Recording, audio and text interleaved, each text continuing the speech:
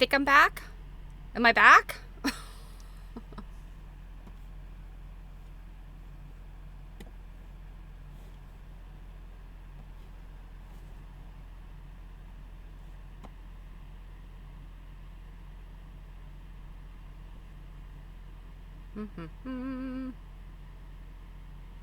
Okay. I think I'm back. I think there's a lag, but I think I'm actually here. Hey, Jared, if you can hear me, can you give me a...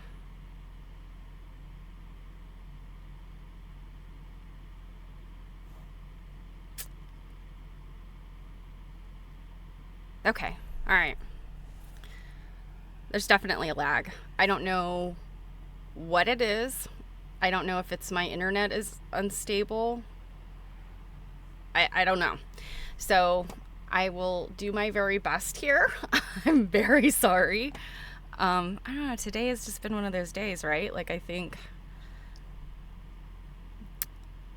you know, the stuff, it happens, you know. All right. Let me get up and running again.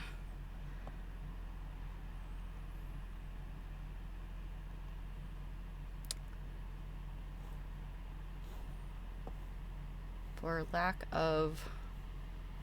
come on. I'm not sure why technology is not wanting to be my friend today. I've been very nice to it. All right.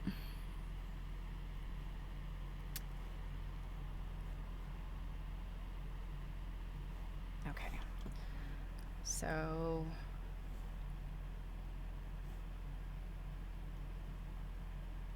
all right. Hopefully we're back at Joe Avery. Are we back at Joe Avery?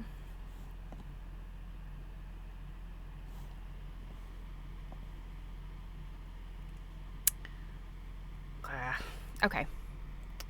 I noticed you guys, while I was gone, I saw Robin posted about Susanna. I didn't know Susanna was at Burning Man. I didn't know she was back in the U.S. I guess this is her summer thing. I guess she goes every other year, maybe. I think her husband's an artist, and he was a professor. I'm assuming he still is, in Kuwait. I can't remember I guess it might be the University of Kuwait. I can't remember. But yeah, they come. I know that he goes to Burning Man every year. I think he's part of a collective, maybe. I'm not sure. I don't remember. Yeah, he still is. Yeah. That's cool that you got caught up with her, Robin. Tell her I said hi if you talk to her again. I feel like it has been a very long time since I've talked to her. So, I know she's been up to lots of creative stuff. So, okay. So, back to it. All right. So, okay. Where we left off, I will repeat the titles and the money. So the quilt here on the left-hand side is called Doodlebug. This one is for sale. And on the placard, it is 1,100 pounds. And I think Druid calculated that. Where did I see it?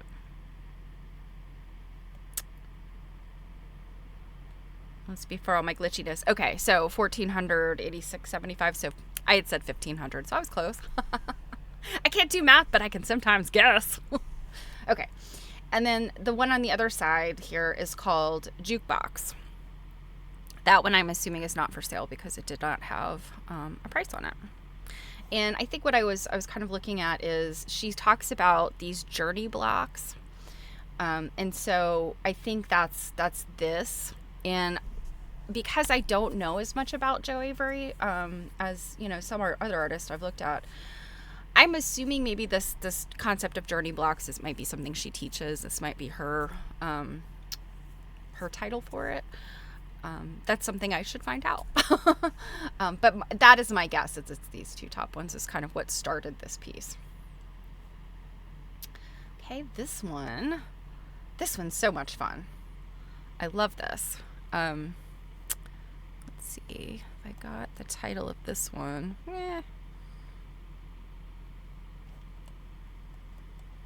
This one is called Fruit Salad.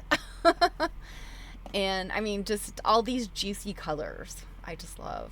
And then, you know, I don't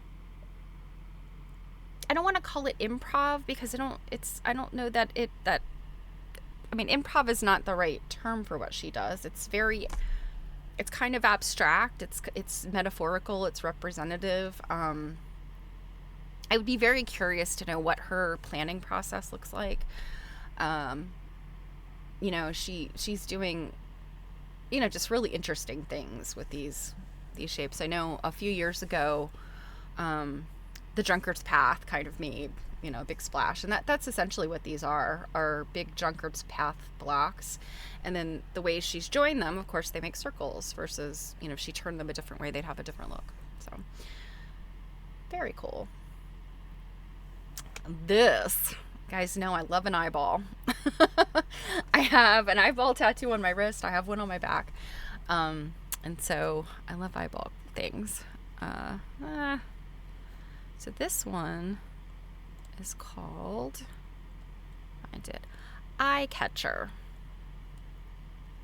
And so it says this one's fairly large. This one's 137 centimeters by 116 centimeters. And she says, elongating the journey to the center of the earth, quarters create a giant eye. So I think journey to the center of the earth, quarters. So I think that's what she means here, each of these. And, you know, if you, let's see, I don't know if this will work.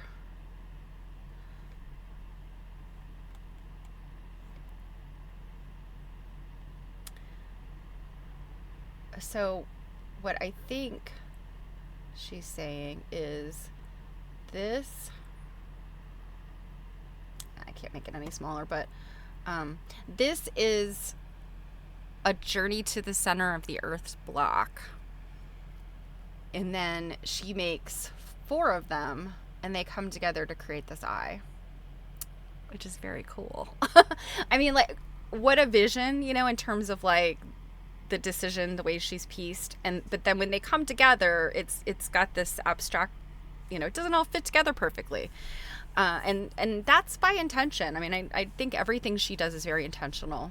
It's not haphazard. It's not. I would never use the word improv, even if maybe she does kind of, you know, I don't know how much of this might be like improvisational. I kind of don't think any of it is. You know, I think she's made very deliberate choices.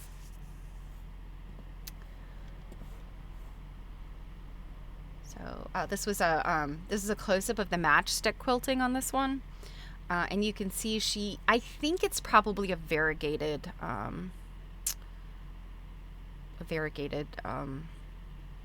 thread, I think, because you can see white in here, and then you can see this blue. So very cool. So these two, you can see all the people. I was at Joe Avery's exhibit later in the afternoon when it had gotten a bit busier. So, whoops, am I going the wrong direction? Nope.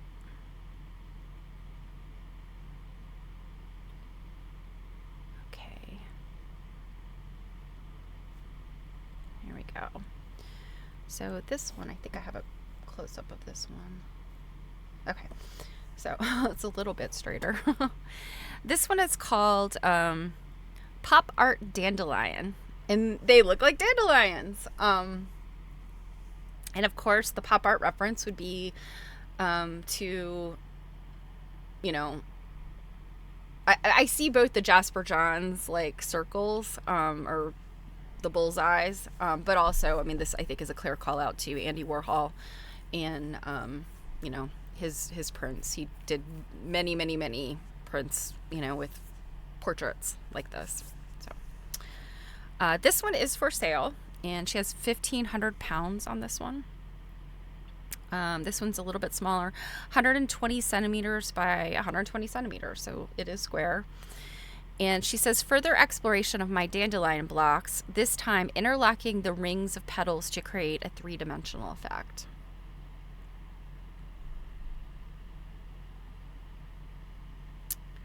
Okay, and the next one is this beauty. Gosh, I really did not get these. That drives me crazy, pictures of quilts that aren't like at least somewhat straight. So this one is called The Hills Are Alive. 106 by 108 centimeters. Fantasy landscape with improv curves and freehand foundation piecing. Modern improv doodle free motion quilting was achieved with my Moxie XL long arm. So that's what she uses, a Moxie XL long arm. And I mean, the doodle quilting is very apparent here. But she's kind of echoing a lot of the other shapes. So like, I guess what she's calling this journey block, this kind of like sort of graduated drunkard's path. I don't know what else to call them. I mean, that to me, that's what they look like. These journey blocks are like a drunkard's path that she's built out. That's what these little doodles look like to me. Or rainbows, or they're called elbow quilting, or rainbows, or Baptist fan, kind of. But I don't know that I would call them a Baptist fan either. And then she's got the square, kind of squared version of it. Very, very cool. This one. Oh, I love this one. This one is called Journey to the Center of a Flower. And if you're starting to get the sense of like, I think I'm understanding the journey blocks now. And yeah, so, you know, she's starting with this and then she's building. She does a fair amount of applique as well as piecing, which is, I mean, I feel like my piecing is bad, my applique is good. I've always wondered, like, can you be good at both? Joe Avery is. So this one's 180 by 180. So this one's much bigger than the others. And she says, by adding improv pieced and needle turn applique petals to a journey quilt, I created a giant macro flower. So she is calling this improv piecing. I still feel it's very deliberate. You know, improv piecing, maybe from the perspective that, you know, the colors chosen are not improvisational, but you know, creating the points and just sort of the blades that go around are.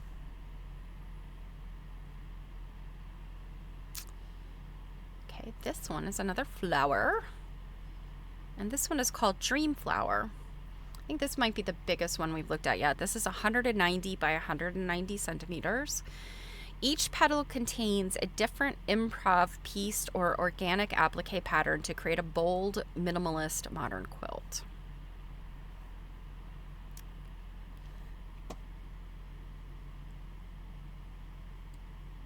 And you could see, I mean, her matchstick quilting.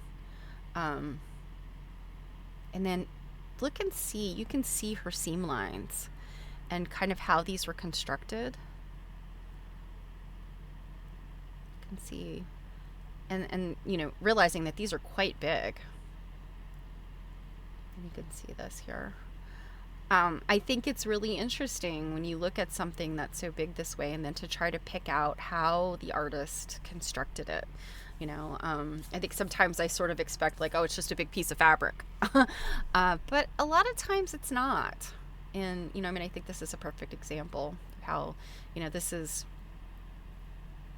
you kind of see foundation piece stuff like this. You know, you've got these kind of weird angles.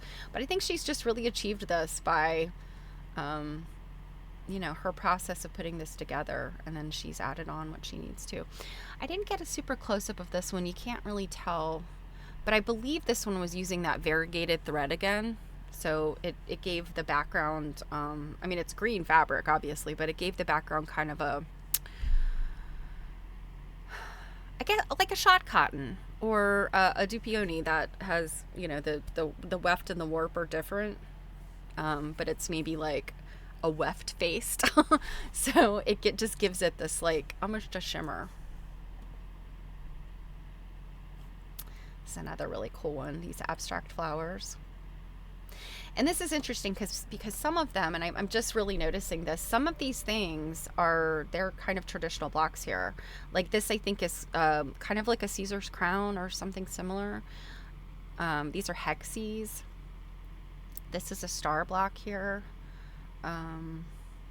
Star block. So you could kind of hexy, star block. You could kind of pick out some more traditional stuff. And then she's got these big blocks to make these other flowers. And they almost look like TVs to me. These big square, like, ugh. But so very fun and delightful. And the quilting also is interesting in this because it's almost like a plaid, you know, it's not spaced evenly. And if I remember, this one's quite large. So let me see. So this one's called Intertwined. This is 202 centimeters by 183 centimeters. And she says, improv piecing and needle turn applique was used to create randomly placed flower blocks with extra trailing leaves added before quilting. So very neat. And like just joyful. I feel like there's a lot of joy in these. This person walked right through the picture I was trying to take.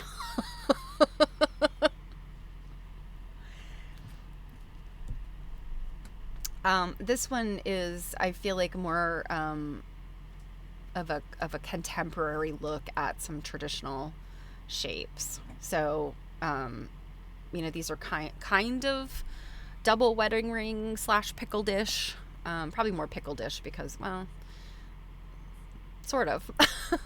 Because you have the little spiky things. I mean, that's the pickle dish. But yeah, and then she's sort of rounded out the points on these corner ones, which I think is making it to a big teardrop. I like that. I think that's really effective. You know, this kind of these secondary spaces are sort of interesting. But you can still see, you know, the original shape here of the pickle dish.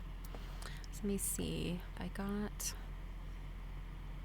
of course, this is the one I did not get a name for it, and dude's shoulder is right in front of this, but I'm not sure what this one's called. I can look it up if anybody's interested. This is another one I might have missed. I'll see if I can zoom into that. But this one is another, like, you know, all of these different little landscapes almost, you know, they're clearly trees. You clearly got like a hilly landscape. Very cool. Okay. Oh, I actually have I have it.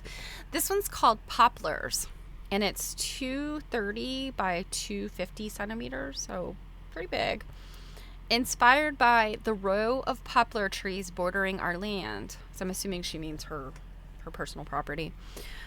Each block was an exploration of freehand curve techniques. So, you know, this is piecing. I'm assuming freehand curve means piecing kind of improvisationally curves. It's like a quilting superpower. This one is for sale, and it is 3,500 pounds. So a lot more.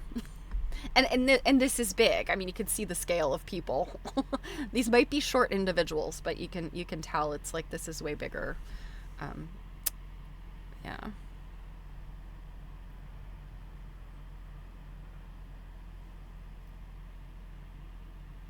Okay. Next one is this crow, and remember the thing I read about this. Oh geez, Druid. $4,730.57. So okay, almost 5,000.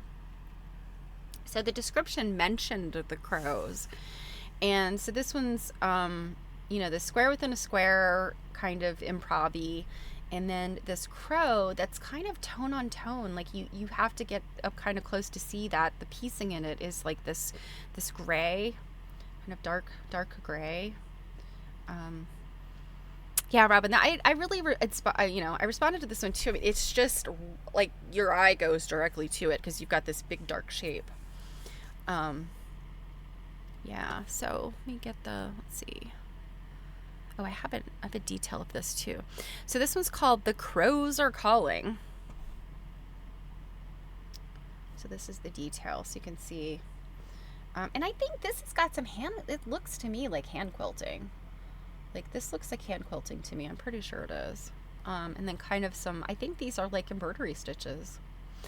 So The Crows Are Calling is 135 centimeters by 140 centimeters. Made from 2 separate improv pieced quilts. The crow flies across the sky before sunset, intent on his own business. I love that. And, as far as the colors of this, I mean, yeah, those are sunset colors, like beautiful sunset colors. When you look at the pinks and the oranges and the purples, definitely she pulled that right out of, probably a sunset she saw or took a picture of. So I love that. And the geometrics in this bird, I don't necessarily think that Jo Avery has necessarily any like specific cultural references that she's showing here, but I think about other cultures, Native American cultures, and how they depict birds, and the pattern that they use often. I mean, a variety of cultures, patterns that they use to depict feathers and things like that. I really think she's kind of channeled some of that, even if that's not really her intent. Okay. What this is, I have no idea. It was powering something. I don't know that I ever really got up close to these quilts other than to get this like horrible picture.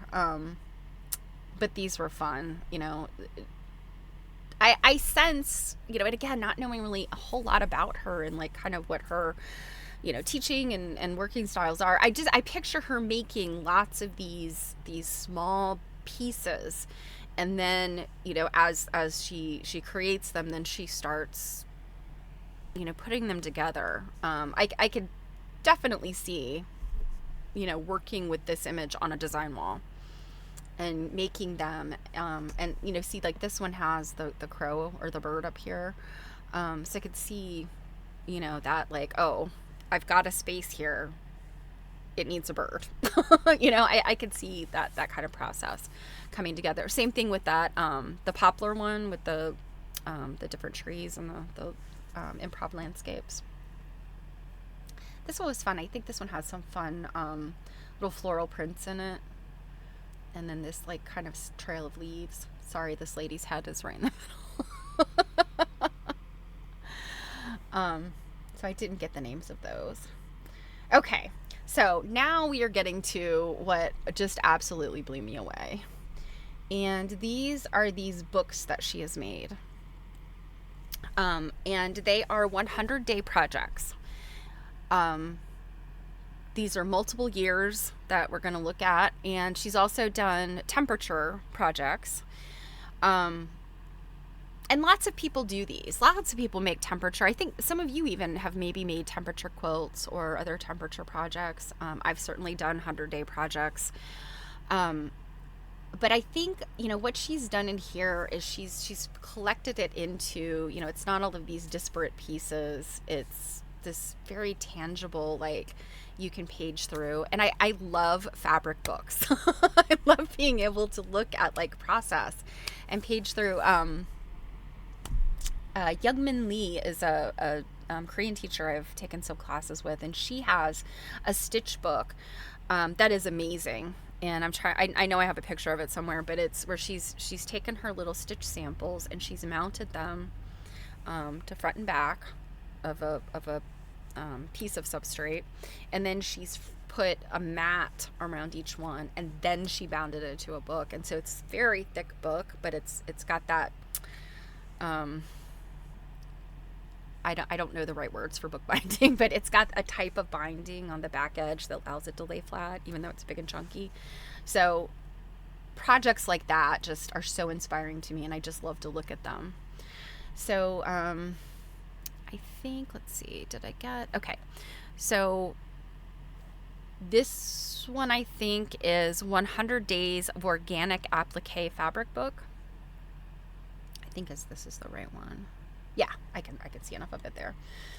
So this one, 100 Days of Organic Applique Fabric Book. Fabric book made with the organic applique sketches created for the 100 Days project in 2023. So this is 2 years old.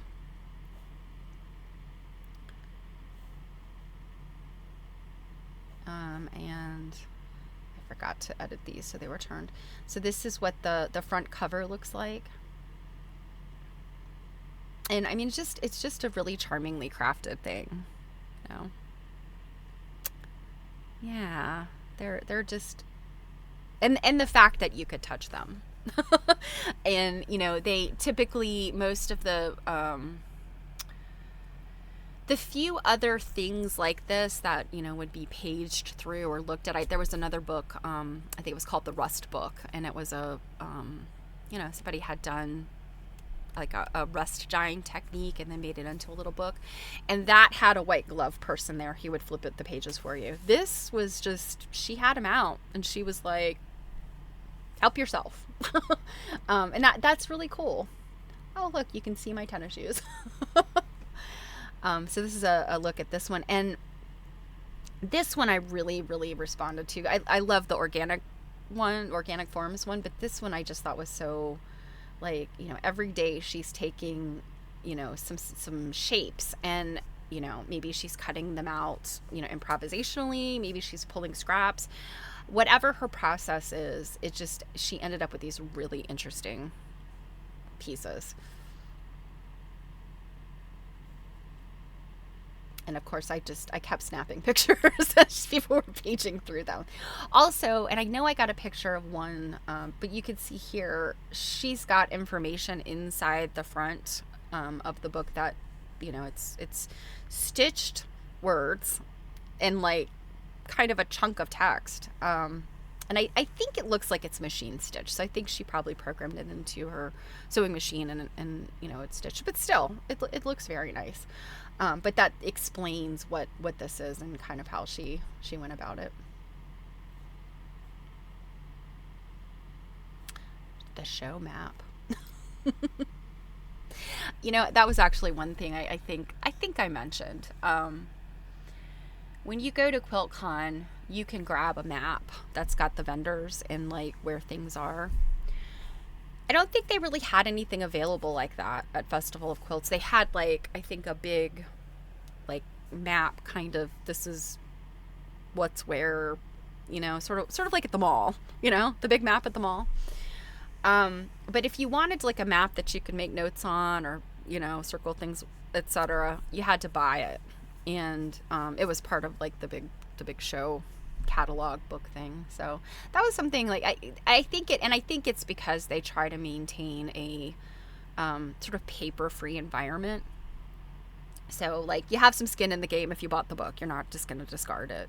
And I'm sure that's what it's about, which I respect. It was frustrating though. I had to spend £7 for the book. So these are just like, that lady was flipping through and I'm like, click, click, click, click.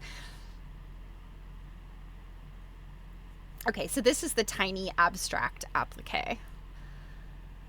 Yeah, Robin says these look so cool. Yeah, I agree. They are very fun.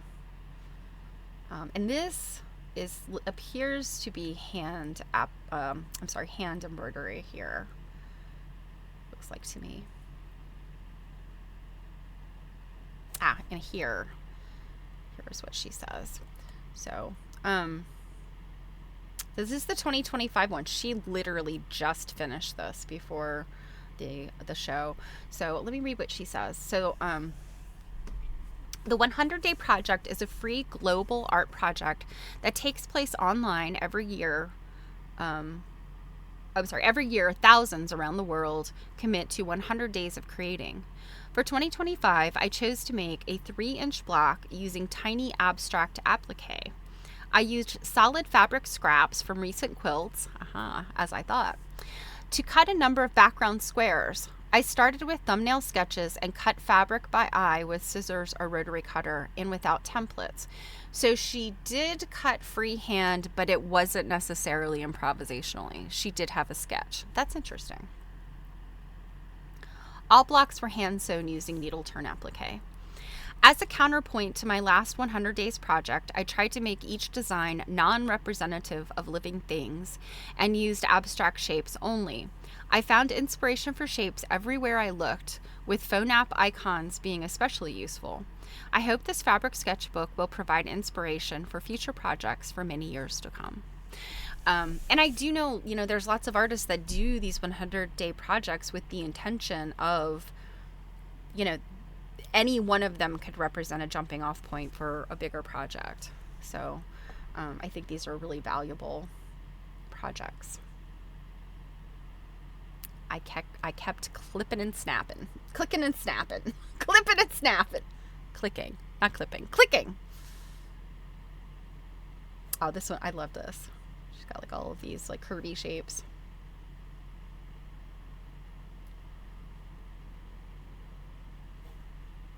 Turn this one around.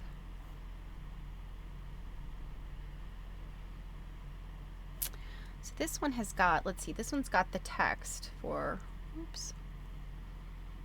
So this is the text for the 2023 one. The 100-Day Project is a free global art project that takes place online. Every year, thousands around the world commit to 100 days of creating. I chose to make a 4-inch block using organic applique with embroidery. Each one was a meditative study created from whatever was on my mind and what was in my mind on that day and without templates or marking. I cut the pieces freehand with scissors or created collages from the scraps at hand. I compiled these and this fabric book, which will provide me with many ideas for future projects.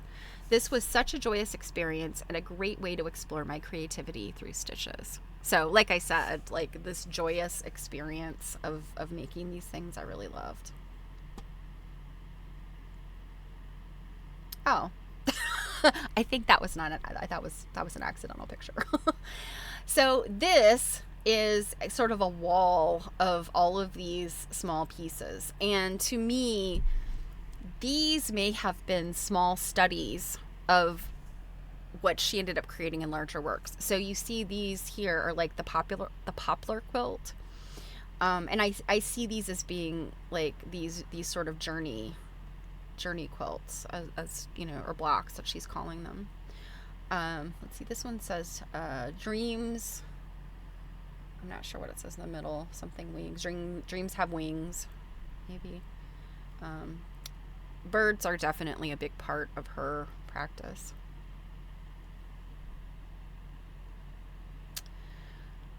So here's this other one. You can now see it better. That lady's head's not in the way.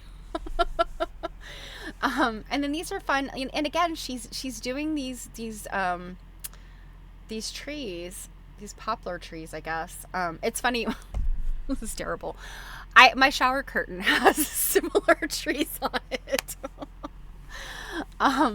But these little houses or these little buildings are so fun. And she's just they're very simple. And then she's just used like a black or a dark fabric to make the windows, and the doors are bright colors. A lot of fun. Let me see if I can get the Tiny Improv Town is this one. And the other one is Tiny Improv Village. So Tiny Improv Village, Tiny Improv Town.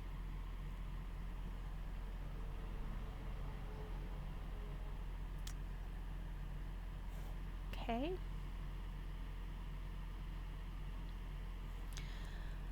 So still tiny improv village or town over here. And then this one's cool. This one's sort of global, maybe? I don't know. I don't remember what it's called. So this one is Tiny Improv World.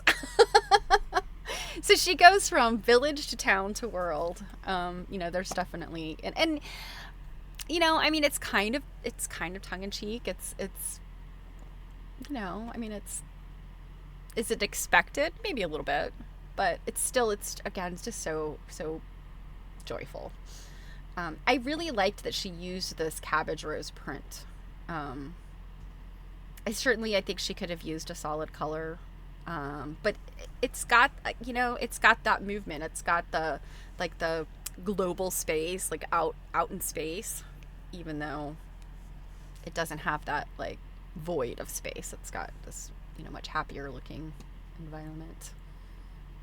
Okay, so this is one of the color or the temperature quilts. This one is, she calls this Weather Bubble Temperature Quilt. And she says this one was started in 2020. And she says this was started days after the first UK lockdown. This quilt records the temperature and my emotional highs and lows during 2020. So I'm not sure, what part is the temperature. I suspect it's the background color, because to me this looks like January,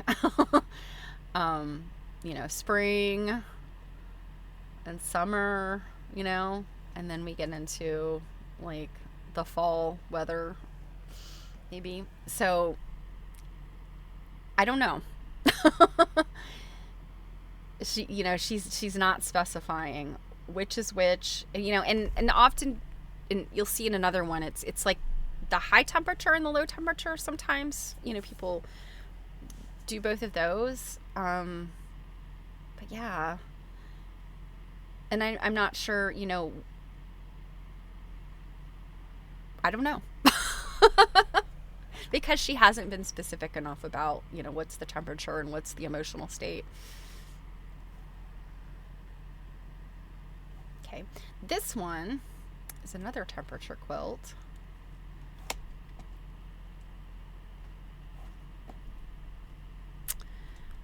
And this is called the Sea Urchin Temperature Quilt. This is from 2022. And she says temperature degrees in a monthly calendar format using freehand foundation pieced sea urchin blocks. And she specifies this one was quilted on her Moxie extra large long arm, Moxie XL. So I'm kind of wondering, when she specifies that, I'm wondering if that means those are the only quilts, and the other ones are quilted otherwise. I don't know. You can see the doodle quilting, by the way, in the background.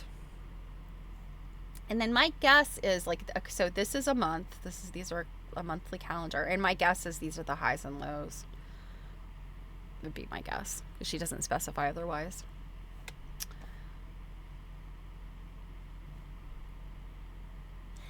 This one is an embroidery. And this one's called Temperature Embroidery. This was 2021 temperatures in weekly rows using crewel embroidery. The center is the highest degree with the surrounding ring the lowest. So this is the kind of temperature quilt or temperature piece, because it's not really a quilt, it's an embroidery. Kind of what you expect to see. The high and the low.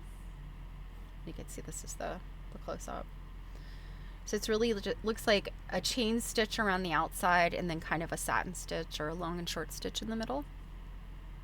It's on linen.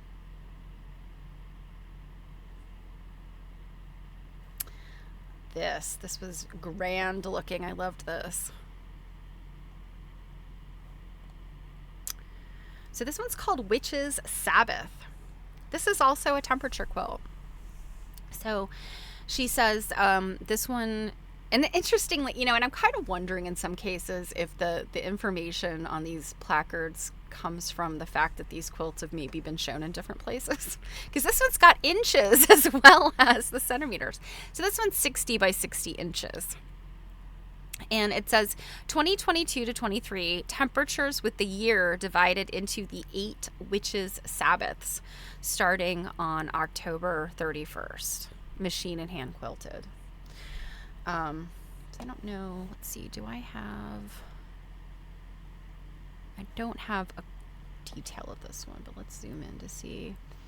I'm not sure. Oh, okay. I see. It looks to me like she has paired machine quilting with hand quilted stitches here. Yeah. So she's got the machine and then she's come in beside it with the hand quilting, or vice versa, but I suspect she did the machine first and the hand quilting later.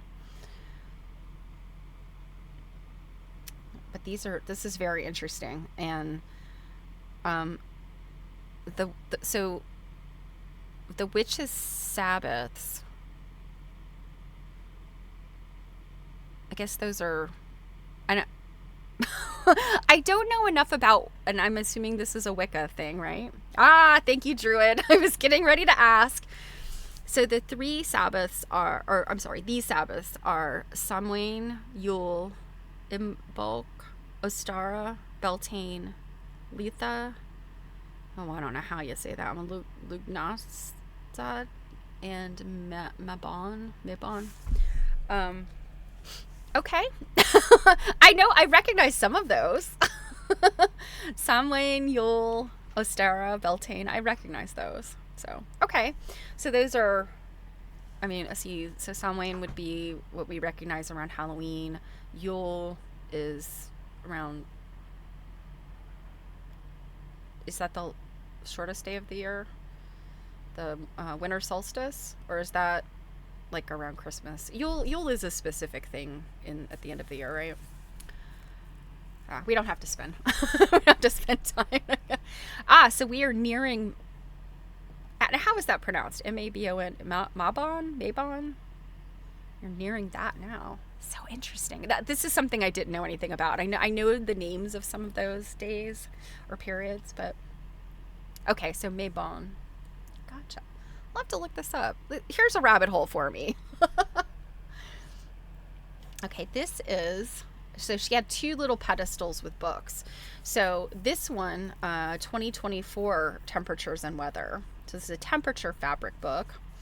And I think, let's see, they're 2-inch blocks. I don't know if I got much more than that, but let's see. Yeah. I had to rely on other people to turn pages. So she's got the info here. I don't know if I can read it or not because this lady's hand is in the way. Oops. So, let's see.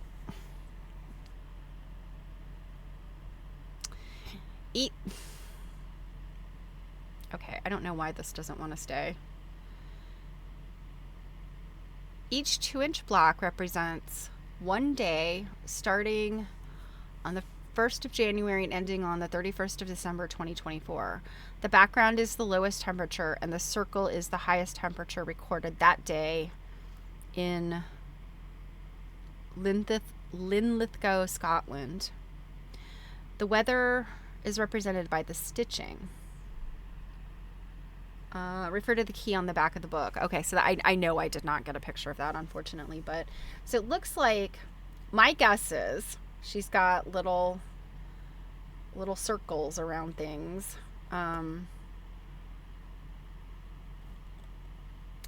So, okay, and then these are French knots here. So I'm wondering if, one represents maybe rain, one represents sun. I'm not sure. I didn't get a whole lot of pictures of this one, obviously, so. Okay, and these 2. Oh, Druid's got some details, more details. So the 8 witchcraft Sabbaths, which mark a cycle of festivals called the Wheel of the Year, include Samhain, October 31st, Yule, December 21st, Imbolc, February 1st and 2nd. Ostara, March 19th and 21st. Beltane is May 1st. Okay, so that's May Day. I don't know if I ever put that together. Litha is June 21st. Oh, Lugh. Nasadh. That feels very like Celtic. August 1st and 2nd, and Mabon September 21st and 24th. Oh, so that's coinciding with that's the like the fall equinox, right? Or the fall equinox. The autumnal equinox, right? Is it the autumnal? And yes, Samhain. Samhain. Okay, thank you. Yeah, okay, Mabon is the autumnal equinox. It's right there at my birthday. I was born on the cusp of Libra and Virgo, so I'm a Libra, and yeah, things are always changing there at my birthday. It's always still hot. I want it to be autumn, but it's always still hot. Lunasa. Okay, Lunasa. We've learned stuff today, you guys. So Lunasa we just passed this month. Okay. So these two, I did not get the names up, but let me see if I can zoom in on their placards. So the one on the left is called Almost Black. Looks like she's done a lot of different piecing here with, gray and black fabrics. Looks like this says, is this maybe night?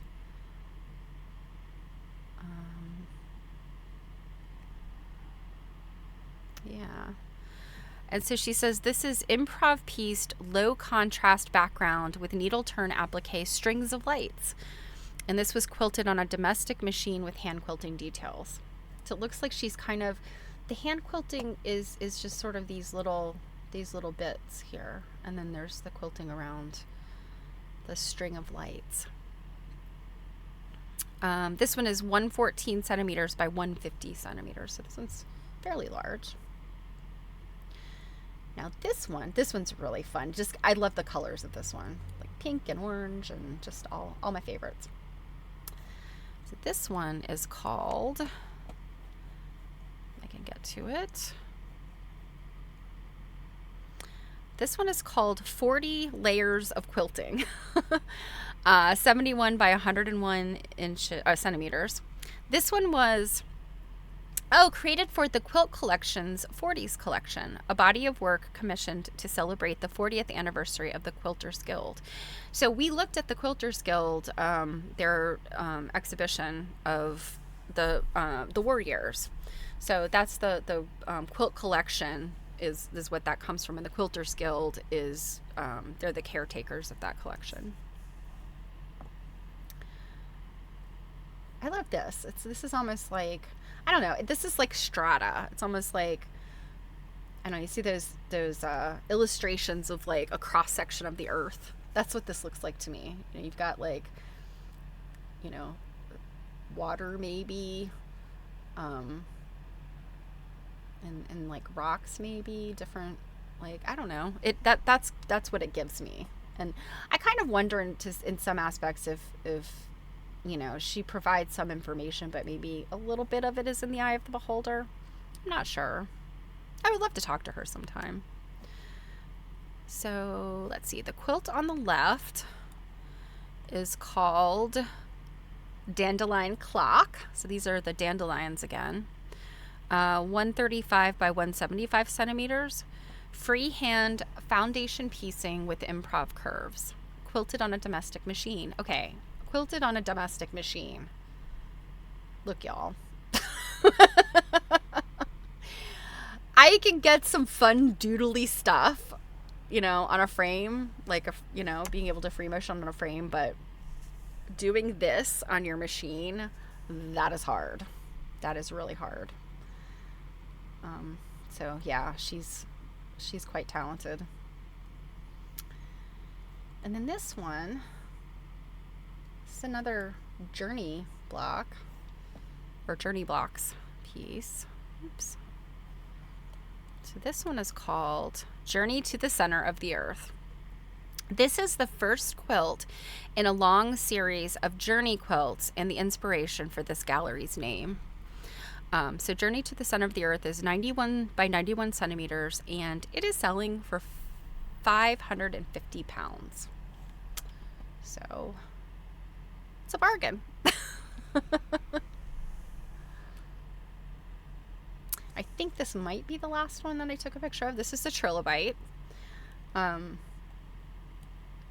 Maybe my third favorite on her series. This one was just really fun, again, looking. And she calls this giant trilobite.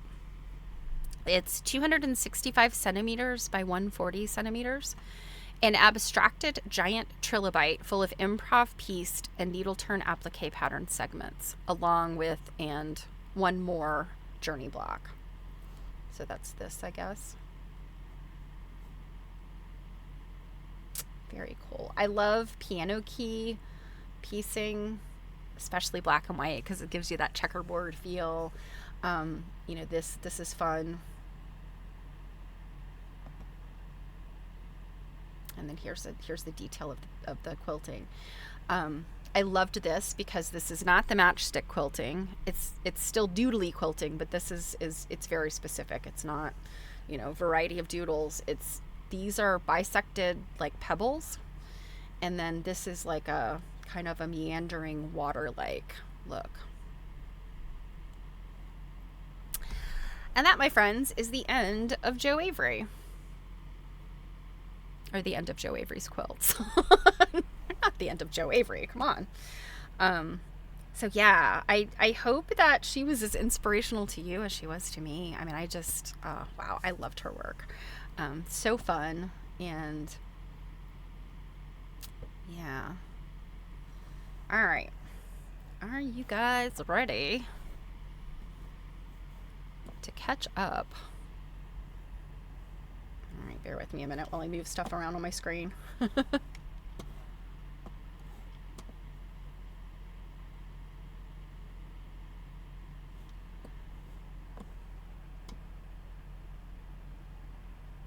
Oh, crud. I just realized all of the tabs I had opened to read to you were closed when I rebooted. So hold please, bear with me. I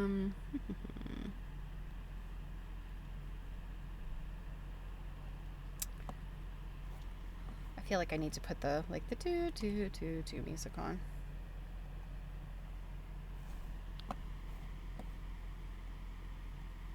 Okay.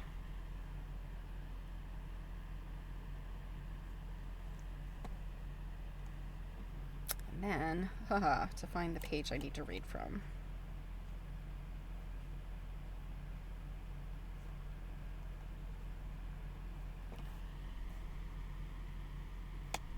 Let's see. All right, here we go.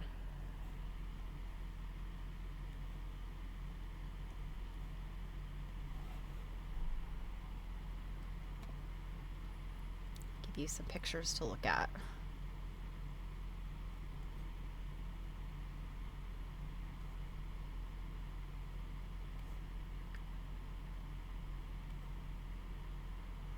Sorry, today has been a little bit of a bust. With my internet and stuff, or my whatever. It's really irritating, you know, when technology just decides to go poop.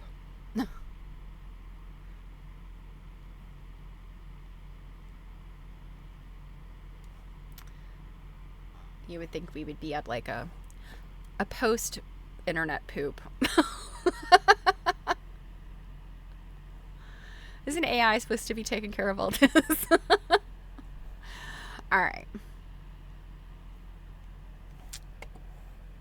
Okay, let me make sure I have everything back up on screen. There we go. Okay. All right, you guys. So where we left off, oh my gosh, Braun had been shot, and they were gonna take care of him. They're at the house. Grandfather And Jerusha, we're going to take care of him. So let us pick up. The next chapter is Edith's narrative. And this says aftermath. So now we still don't know what happened. Bronn got shot. We know that the police was out there looking for rum runners. The police were out there. But like, did Bronn get shot because he just fell into the crossfire? Did the bootleggers shoot him? Did one of the police? Let's find out. Okay. Aftermath. Early next morning, before anyone else was up, Chester limped into the kitchen where I was getting breakfast. He had just delivered Cousin Harriet and Mary to the 702 and brought his mother back to close the 2 Cornish cottages for the season. Hubbub at midnight, shots, screams, a man wounded, and worst of all, her own granddaughter out with a boy in a delivery truck.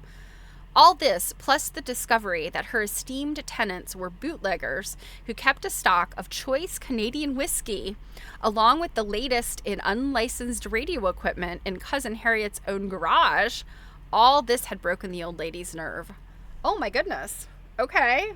So, was it the Monroes? Is that their name? The Monroes were rum runners, bootleggers. Although it was only the end of July and the worst of the heat was yet to come, she had fled with Mary to New York. Chester had advised the flight. The newspapers, he said, could be counted on to make the most of the story. All the rest of the summer we might expect sightseers gaping at the Cornish cottages and garages and rummaging around for bottles of whiskey that the Internal Revenue men might have overlooked when they trucked the contraband away. Chester had already ordered guards to be posted around the haven to keep off the first rush of sightseers, so Bronn would have the quiet he needed to get well. I didn't know exactly what had happened to bring about the violence of the night before, and I was more confused than anything by what Chester was telling me. Chester, however, was in no hurry to make things clear to me. He sat down at the kitchen table and allowed, with many a headshake and sigh, that at one time he had suspected Bronn of being mixed up in the Munson's bootlegging activities. Okay, so it's Munson, not Monroe. The Irene, with her black paint and her new equipment, was such a handy boat for the work, and Bronn, with his knowledge of the harbor, could slip in and out under the very noses of the Coast Guard and not be caught. Bronn had been seeing a lot of Mrs. Munson over the summer, too. Chester knew all about their business arrangements and meetings. Chester said he owed Bronn 2 apologies. One for suspecting him of being a rum runner, and the other for letting him get shot. I said nothing about what I knew about Bronn and Mrs. Munson. I sat straight and still and waited politely until Chester hummed and sighed and shook his head some more. The weariness and depression I must have felt shone on my face.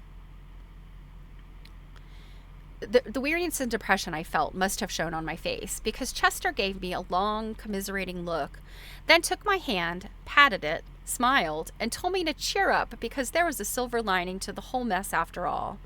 Bronn had had a bullet through his leg, true, and the Munsons had got clean away. But after what happened last night, Bronn couldn't possibly be convicted of rum running. There was no evidence against him. Absolutely none. We must be grateful for that. In an effort to seem more like my everyday self, I said that I would be even more grateful if Chester would explain just what had happened, so I would know what he was talking about. Chester winced and muttered that Bronn meant a lot to him and he couldn't forget what a close call Bronn had had, and that he, meaning Chester, thought I cared a lot about Bronn too, and would want to know before anything that Bronn was all square with the law and had nothing to worry about. I knew Chester was shocked by my brusqueness, yet if I hadn't hidden my feelings with a matter-of-fact, everyday manner, if, then or later, I had once given in, I'd have gone all to pieces and cried like any silly half-baked girl. I couldn't afford to pamper myself with hysterics or a nervous breakdown. I was responsible for father, the children, the haven, and a new job in September. And I was afraid to let myself go in any way for fear that I could not pull myself back. How stupid to digress in this way. I set out to record Not my feelings, but the events, as Chester told them to me, that led up to the violence of that July night in 1926. I shall now do so. I remember them very well. Chester explains. Chester reminded me that earlier in the summer, with Freddie's help, he had strung a radio antenna from the lightning rod on top of our cupola to the lightning rod on the gable of our shed. He said he had greatly improved the reception of Father's radio, though of course Father had never noticed the difference. The antenna, Chester explained, was just an uncovered wire with glass insulators on either end, where it was attached to the lightning rods. The leading wire, insulated, dropped from midway on the antenna to the roof and ran down it to the corner under the eaves. It entered the house there along with the electric and telephone wires from the street. To 1926. I mean, I know electricity was widespread, and telephones were somewhat. I guess just this is a wealthy area. I guess I'm thinking out loud here. Anyway, inside the house, Chester had carried his wire along moldings and down through closets to the radio in Father's study. The arrangement of wires, inside and out, was so unobtrusive that I, for one, had never noticed them. Chester said that you wouldn't notice a radio antenna on a roof unless you were looking for it, or unless the sun happened to strike on it just right or on the insulators. That was part of the story.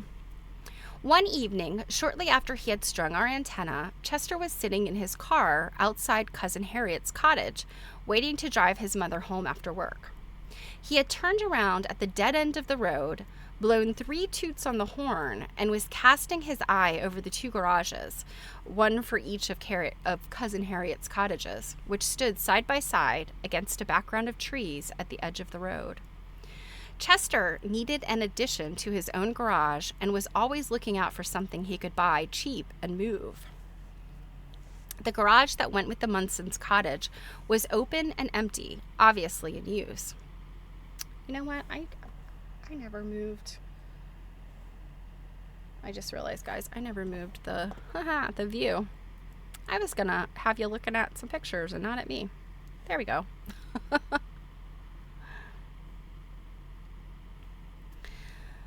Chester needed an addition to his own garage and was always looking out for something he could buy cheap and move. The garage that went with the Munson's cottage was open and empty, obviously in use. Cousin Harriet's garage was shut up tight. As Chester looked it over, his eye was caught by sunlight flashing from a wire, which, when he looked again, he saw was strung between the lightning rods on the peaks of the 2 garage roofs. It could be nothing but a radio antenna. To his surprise, he next spotted not 1, but 2 leading wires dropping from 2 points on the antenna to the roof of the shut-up garage. Chester climbed out of his car and went to make sure that the 2 leading wires entered Cousin Harriet's garage along with the electric wire from the street. He also tried the big double front door of the garage and the small back door. Both were locked. The 2 windows were curtained, on the inside with green shades lowered and tacked to the window frame. Somebody doesn't want you to see anything in there. Chester climbed back into his car and thought about all this until his mother came out. That Cousin Harriet had not 1, but 2 radios in a garage she didn't use. Struck Chester as fishy. When he reflected further that the 2 leading wires might just as well connect with 1 radio sending set and 1 receiving set, he smelled more than fish. He smelled a rat. On the way home, he asked his mother about Cousin Harriet's garage and learned that the Munsons had rented it for the summer as a storehouse for the cosmetics they were selling in the Sewell area. Chester wondered why a garage used for storage would be wired to receive and send radio messages. He decided he must have a look inside that garage. He could have broken a lock or a window, but he didn't want to arouse suspicion.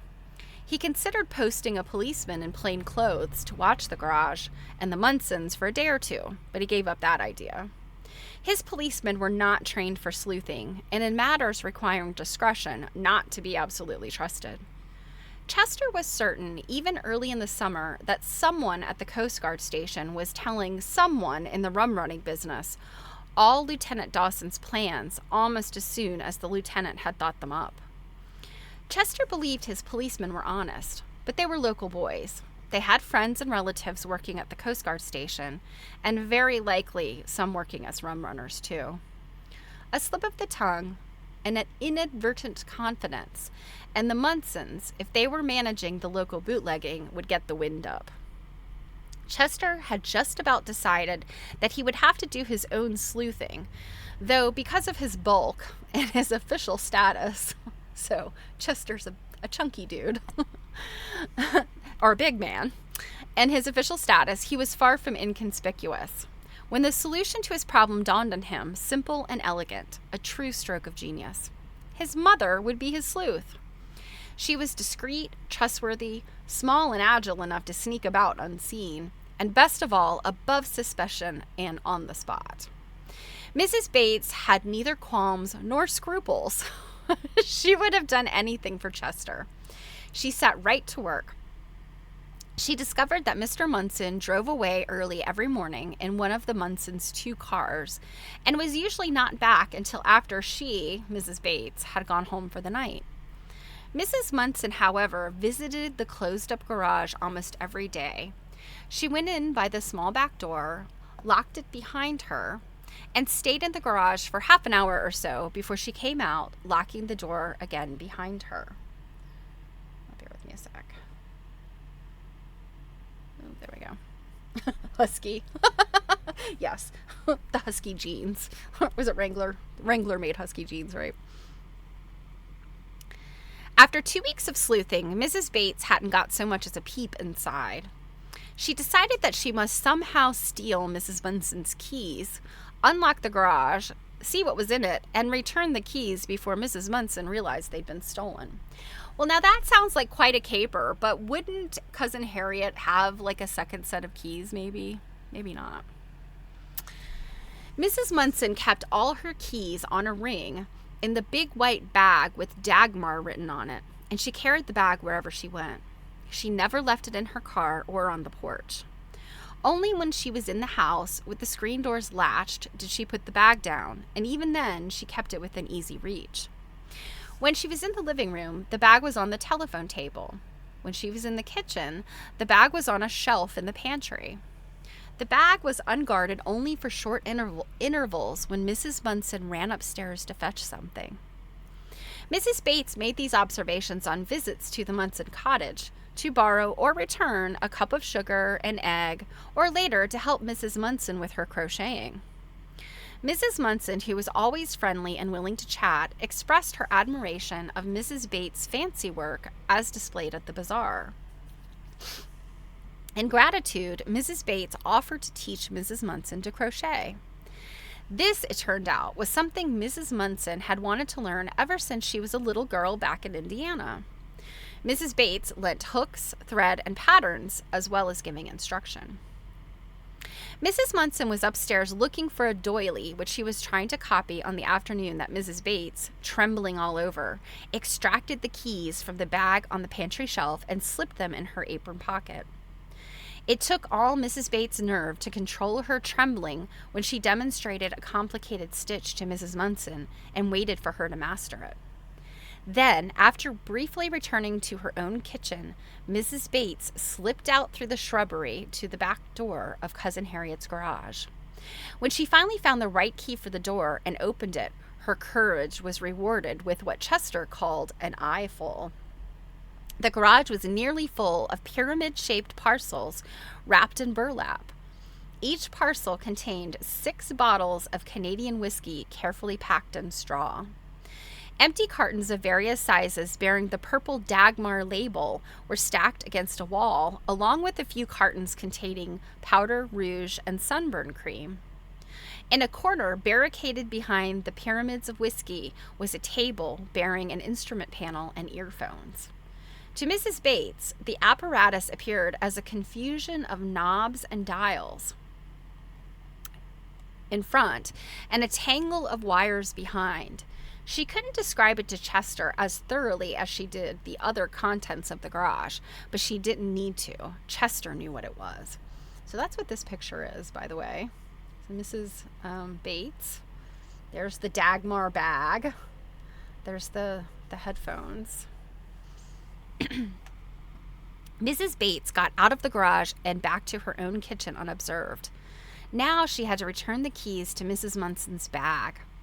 She had planned how she would do this beforehand. She knocked again on Mrs. Munson's kitchen door, apologized for being such a nuisance, coming back so soon, but wondered if Mrs. Munson had a certain crochet pattern which Mrs. Bates couldn't find among her other patterns, and thought she might have lent it to Mrs. Munson.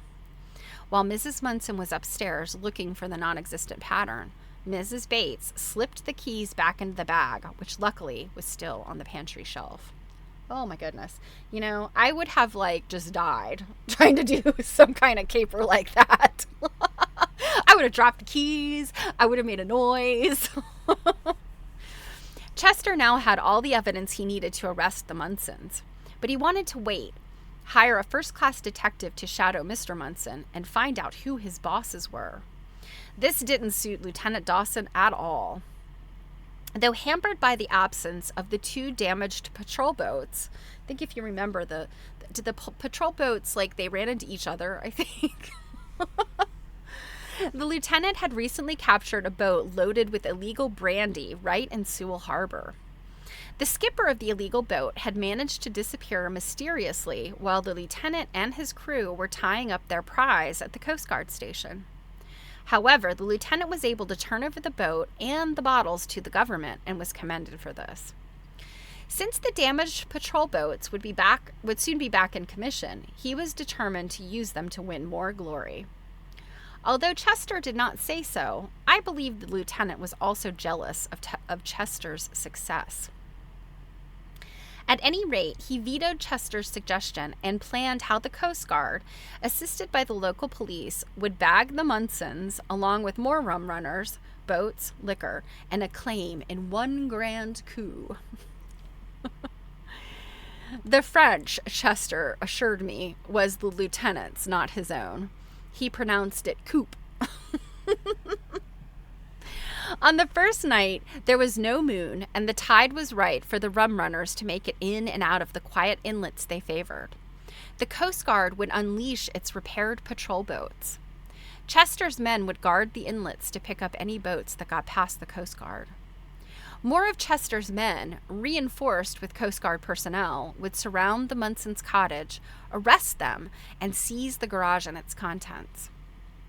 Chester argued that if, starting with what he knew about the Munsons, he was allowed to work quietly back up the chain of command until he found out who the top executives in the bootlegging business were, then they could be arrested and rum running all over the coast would be ended. He said he thought that this was a simpler, cheaper, more effective, and less risky plan than the lieutenant's, and he made the lieutenant very, very angry. The lieutenant dressed him down and told him to obey orders. Well, does the police report to the Coast Guard? Not really. Chester knew the lieutenant wouldn't hesitate to make trouble for him if he stuck to his guns. He apologized, agreed to obey orders, and only asked that the lieutenant be especially careful to keep his plans secret. The lieutenant told Chester to mind his own business. Late in the afternoon of the appointed day, Chester posted 2 of his policemen and 2 Coast Guard men to watch the Munsons' cottage and the garages. The fog was thick. Both the Munsons' cars were gone, and their cottage was empty. Chester was certain no one saw the guards slip into the shrubbery. Their orders were to keep quiet and out of sight until both the Munsons had come home and were in the cottage. Then one of the policemen was to hoot 3 times like an owl. This is starting to sound like, I mean, this has been a great story, but this caper is starting to sound like one of the Scooby-Doo mysteries. Hoot, hoot, hoot.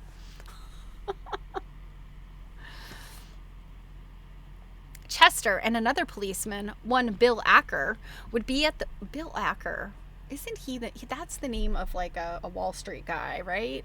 He's the one that, he short sales. a bunch of businesses all the time. So Chester and another policeman, one Bill Acker, would be at the foot of the hill, guarding the cove and waiting for the signal. When they heard it, Bill, who hooted well, would reply with 3 more hoots. Chester would get the paddy wagon, which was hidden nearby in the bushes, drive up the hill, knock on the Munsons' door, show his warrant, explain to the Munsons that their cottage was surrounded and they could not escape, and, he hoped, arrest them quietly and drive them away.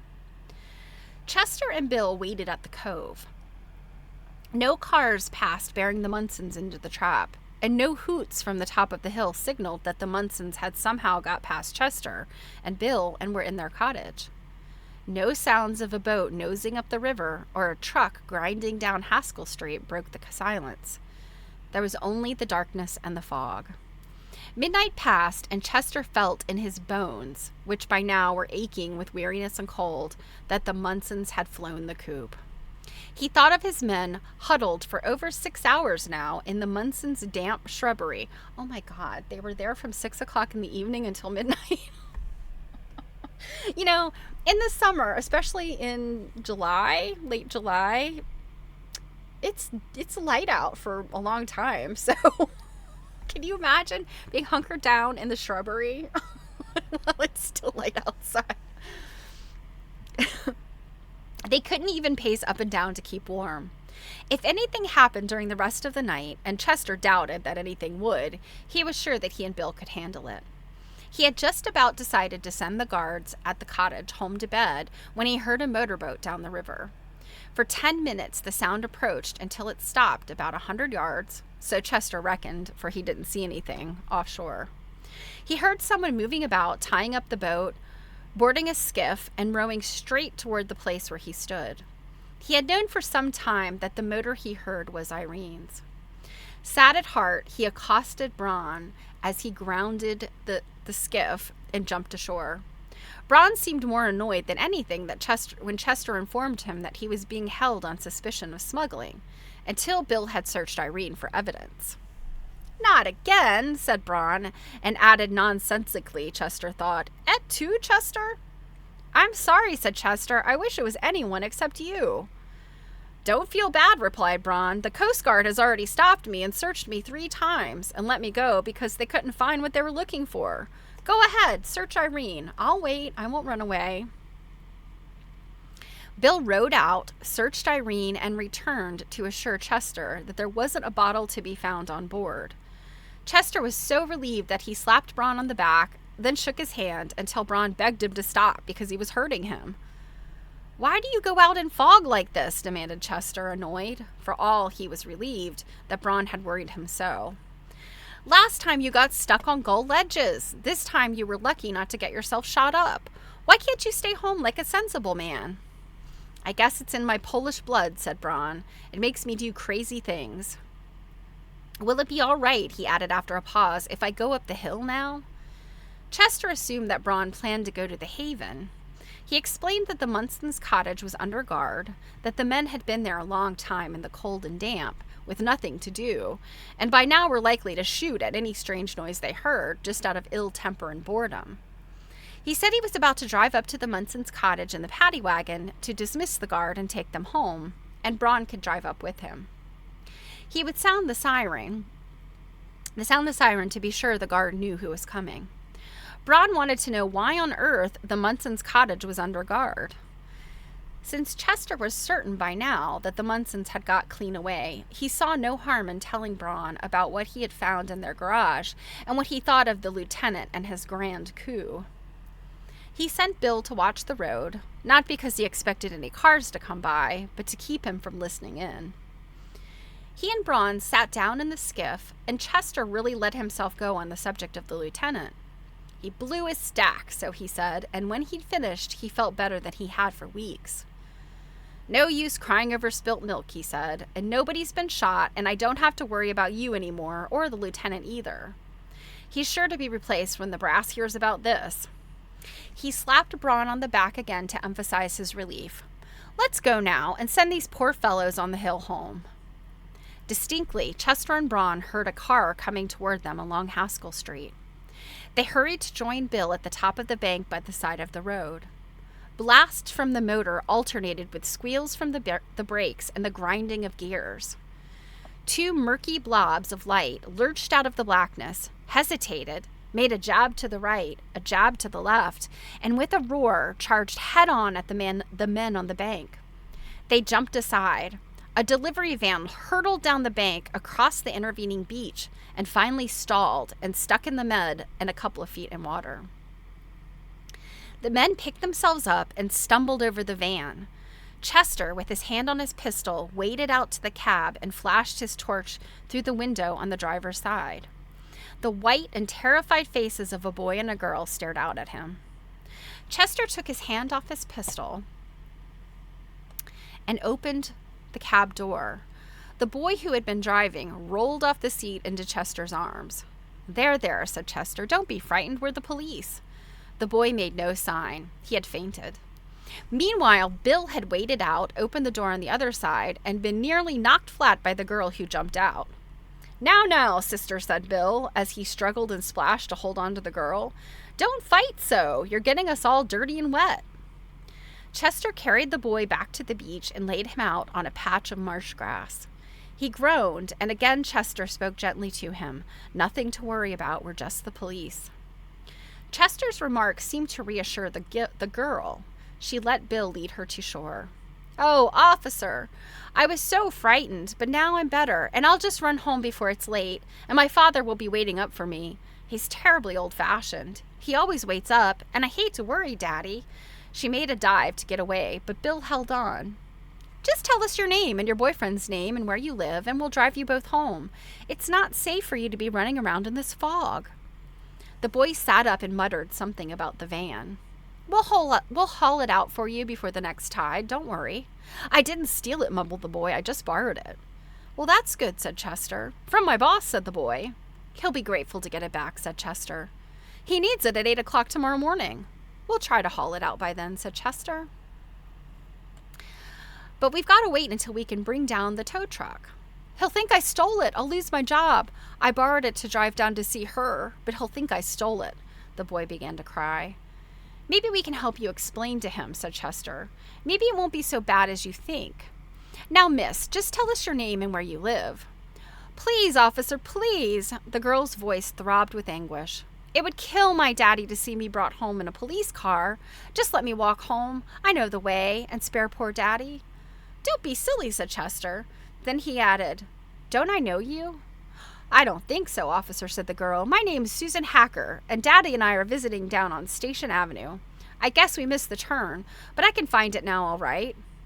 Tell the truth, Mary Cornish, said Braun out of the darkness.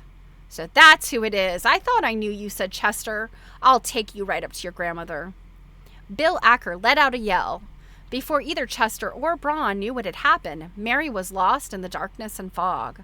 A minute later, they heard the clatter of her shoes on the road as she raced up the hill. She bit me, howled Acker. I'm bleeding. Good grief. I think biting a policeman is probably not a good idea. Chester knew he hadn't a chance of getting the paddy wagon out of the bushes and up the hill in time to catch Mary before she dashed past the Munson's cottage on the way to her grandmother's. He started after her at a run, tripped on the bank, and turned his ankle. He groaned and swore and yelled at Braun and Bill to get after her and stop her quick. I'll take the back path, Braun shouted back. Maybe I can cut her off. Swearing fiercely, Bill Acker pounded up the road. Chester limped after him. He was about halfway up the hill when he heard the shots and Mary's scream. When Chester had finished his story, I offered him a cup of coffee, but he said he didn't have time. He had to see about pulling the van out of the mud and fixing things up for Mary's boyfriend. He said he had forgotten all about the kid until he was on his way home at about 4 a.m. The fog had lifted and it was getting light. He saw the van still stuck in the mud, went to look at it more closely, and found the kid asleep in the cab. He had taken him home with him, and he expected the kid was awake by now and worrying about the van and his boss. And that is the end of Edith's narrative. So next we have Jerusha's narrative. And I think this is the last chapter. Maybe there's 2 more.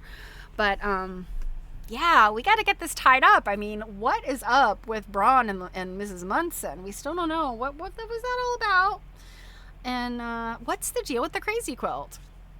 We still don't know. And how is that all gonna like wrap itself up in the end? I don't know. Crazy, huh? All right.